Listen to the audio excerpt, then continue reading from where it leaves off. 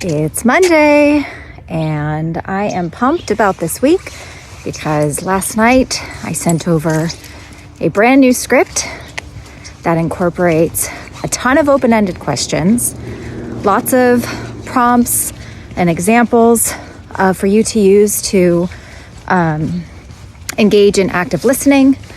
And also I've incorporated the script for how to get the commitment before giving them the price. So it's not going to be perfect your first try, your first couple of tries, but all you can do is, practice it and get more comfortable with it.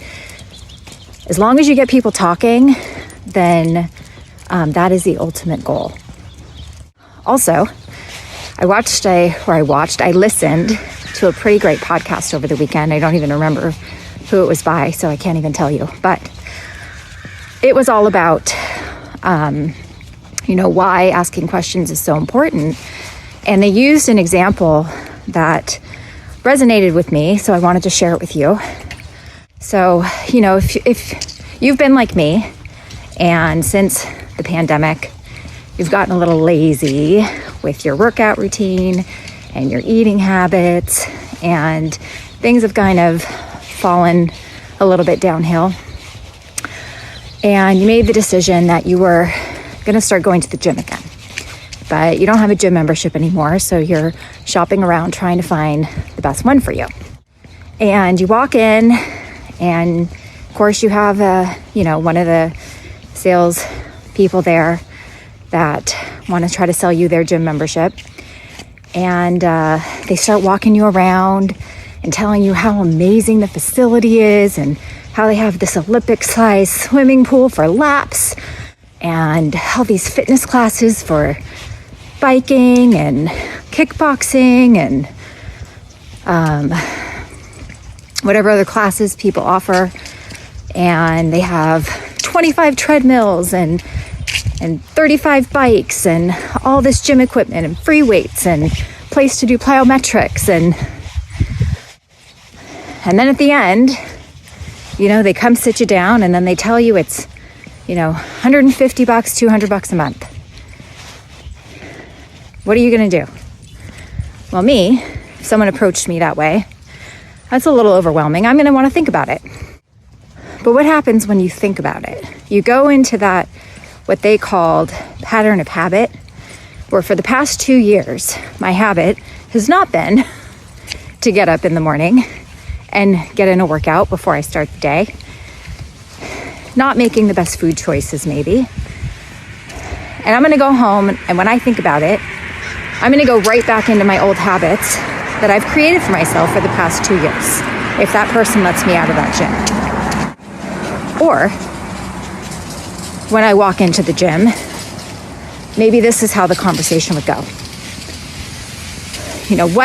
Thanks for coming into this gym today, Dana. What's the most important thing to you when it comes to what a gym can provide? Or, how long have you been, how long has it been since you've been consistently active? How long have you been thinking about, coming back to a gym again? What are you looking for when it comes to what a gym can provide? What are your goals? And got me to talk about what's important to me so that they can get to the root of the problem.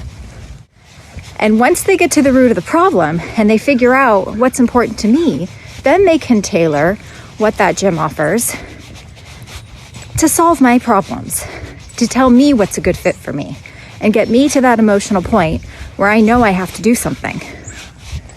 And then it's a lot harder to think about it, because now they can use everything that I've said and everything that's important to me against me. They can hold me accountable for the reasons that brought me there in the first place.